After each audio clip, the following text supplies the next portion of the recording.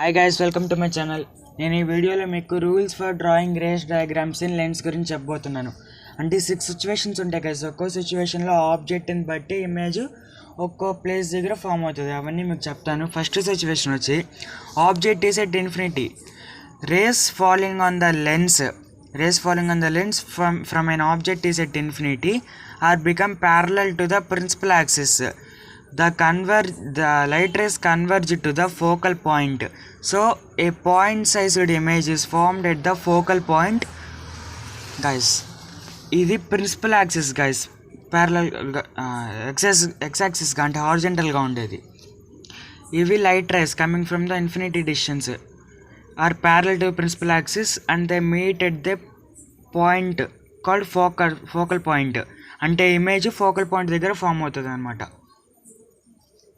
Next property of image ఏంటి? Point sized image. Infinity దూరం నుంచి వచ్చాక ఫోకల్ పాయింట్ దగ్గర ఒక పాయింట్ సైజ్డ్ ఇమేజ్గా ఫామ్ అవుతుంది అనమాట. Next object placed beyond the centre of curvature on the principal axis. ఇది ప్రిన్సిపల్ యాక్సిస్ కదా. ఈ ప్రిన్సిపల్ యాక్సిస్లో సెంటర్ ఆఫ్ కర్వేచర్ అంటే ఇది సెంటర్ ఆఫ్ కర్వేచర్ 2f2 వెనకాల ఆబ్జెక్ట్ ఉందనుకోండి. అప్పుడు గైస్ ఇది ఉంది కదా, చూడండి క్లియర్గా, ఈ క్రాస్గా ఉంది కదా, ఈ పాయింట్ని ఆప్టికల్ సెంటర్ అంటారు. Wait guys 1 minute. ఈ మధ్య ఉండే పాయింట్ని ఆప్టికల్ సెంటర్ అంటారు. ఇదిగోండి ఇక్కడ రెడ్ డాట్ ఉంది కదా, దాన్ని ఆప్టికల్ సెంటర్ అంటారు.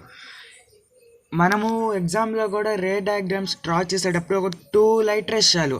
ఒక లైట్ రే ఆ లెన్స్ మీద డైరెక్ట్గా ఇన్సిడెంట్ అయినట్టు ఉండాలి.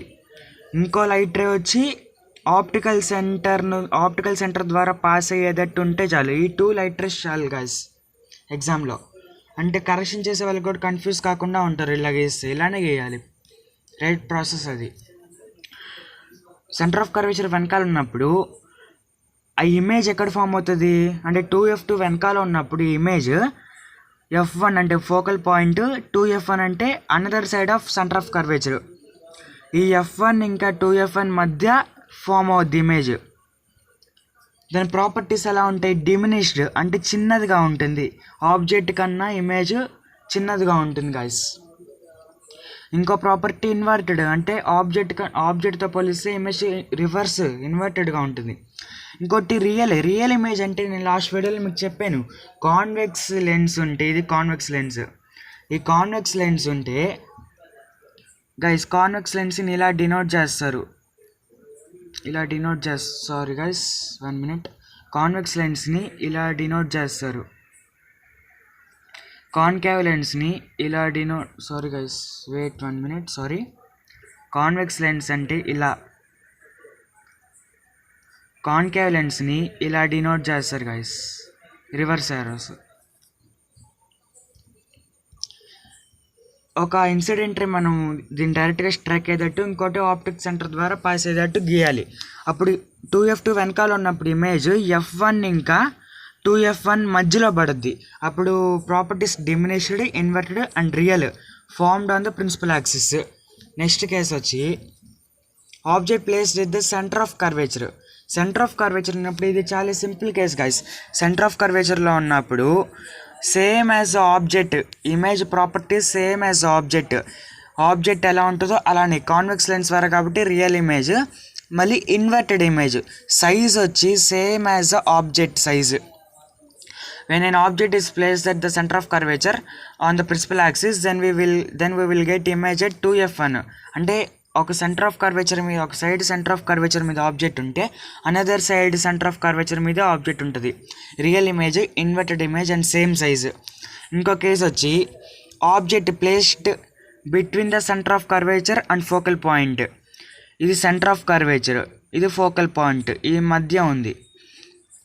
ఇందాక మనం కేసు చూసాం కదా, దీని ముందు కేసు సెకండ్ కేసు అంటే 2f1 సెంటర్ ఆఫ్ కర్వేచర్ వెనకాల ఉంటే ఆబ్జెక్ట్ ఫోకల్ పాయింట్ ఇంకా సెంటర్ ఆఫ్ కర్వేచర్ మధ్య పడుద్ది అనమాట. ఇప్పుడు దానికి కన్వర్స్ ఇది, ఫోకల్ పాయింట్ ఇంకా సెంటర్ ఆఫ్ కర్వేచర్ మధ్య ఉన్నప్పుడు ఆబ్జెక్ట్ ఇమేజ్ వచ్చి 2f1 అంటే సెంటర్ ఆఫ్ కర్వేచర్ వెనకాల పడుద్ది. అప్పుడు దీని ప్రాపర్టీస్ ఎలా ఉంటాయి? రియల్, ఇన్వర్టెడ్ అండ్ మ్యాగ్నిఫైడ్ అంటే ఇమేజ్ పెద్దదిగా కనిపిస్తుంది. formed on the principal axis. చూడండి, when an object is placed between center of curvature and focal point, then the image formed at beyond the center of curvature, guys. Properties ఇవి real, inverted and magnified image. Next, object located at focal point. అంటే object focal point మీద ఉన్నప్పుడు, ఇందాక first case ఏంది, infinity distance నుంచి వచ్చినప్పుడు ప్యారలల్గా ఉంటాయి. అప్పుడు ఫోకల్ పాయింట్ దగ్గర మీట్ అవుతాయి, ఫోకస్ దగ్గర మీట్ అవుతాయి. దాని కన్వర్స్ ఇది, ఫోకస్ దగ్గర ఆబ్జెక్ట్ ఉంటే ఇమేజ్ ఇన్ఫినిటీలో పడుద్ది. అంటే ఎక్కడ కరెక్ట్గా పడుద్దో మనం కనిపెట్టలేం. ఇన్ఫినిటీ డిస్టెన్స్లో ప్యారలల్గా పాస్ అవుతాయి లైట్ రేస్.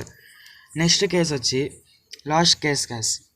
ఇన్ఫినిటీలో ఉన్నప్పుడు light race does not meet అయితేనే కదా incident race, light race meet అయితే అక్కడ ఇమేజ్ ఫామ్ అవుతుంది. ఇక్కడ మీట్ అవ్వ, ప్యారలల్గా ఉంటాయి. Last case, object placed between focal point and optic centre. ఇది కొంచెం జాగ్రత్తగా అబ్జర్వ్ చేయాలి. When we place the object at between focal point and optic centre, then we will get the image at same side of the object at focal point. Guys జాగ్రత్తగా గమనిండి, ఇది చూడండి, ఇక్కడ ఇది ఫోకల్ పాయింట్, ఇది optic centre, దీని మధ్య ఉంది ఆబ్జెక్ట్, దీని మధ్య ఉంది. ఈ ఫోకల్ పాయింట్ ఇంకా ఆప్టిక్ సెంటర్ మధ్య ఆబ్జెక్ట్ ఉంది గైస్. ఒక సెకండ్. అప్పుడు అలా ఉన్నప్పుడు ఒక లైట్ రే ప్యారల్గా తీసుకుంటే, ఒక లైట్ రే ఆప్టికల్ సెంటర్గా తీసుకుంటే, రెండు light rays away from the each అదర్గా మూవ్ అవుతాయి. అప్పుడు ఆ లైట్ రేస్ని బ్యాక్ సైడ్కి ఎక్స్టెండ్ చేసినప్పుడు ఇక్కడ మీట్ అవుతాయి గైస్. ఇక్కడ మీట్ అయినప్పుడు ఆ పాయింట్ ఫోకస్ దగ్గర ఇమేజ్ ఫామ్ అవుతుంది. Right guys. ప్రాపర్టీస్ ఎలా ఉంటాయి? ఇమేజ్ ఇస్ వర్చువల్ అంటే రియల్ అంటే కాన్వెక్స్ ద్వారా. వర్చువల్ అంటే ఏం లేదు గైస్, సింపుల్ చాలా. 1 minute 1 second guys. Virtual image అంటే ఆబ్జెక్ట్ ఏ సైడ్, లెన్స్కి ఆబ్జెక్ట్ ఏ సైడ్ ఉందో ఇమేజ్ కూడా ఆ సైడే పడుద్ది. అప్పుడు వర్చువల్ ఇమేజ్ అంటే, మనం సపోజ్ రియల్ అనుకోండి, రియల్ని మనం డైరెక్ట్గా కళ్ళతో చూడలేం. ఏమైనా స్క్రీన్ ఉంటే స్క్రీన్ మీద ఆబ్జెక్ట్ ఇమేజ్ పడినప్పుడు మనం చూడగలం. కానీ వర్చువల్ అన్నప్పుడు మనం డైరెక్ట్గా చూడగలం. అంటే స్క్రీన్ అక్కర్లేదు, అంటే మన కళ్ళ ముందు రియల్గా కనబడుతున్నట్టే ఉంటుంది ఇమేజ్. చూడండి, ప్రాపర్టీస్. Image is virtual.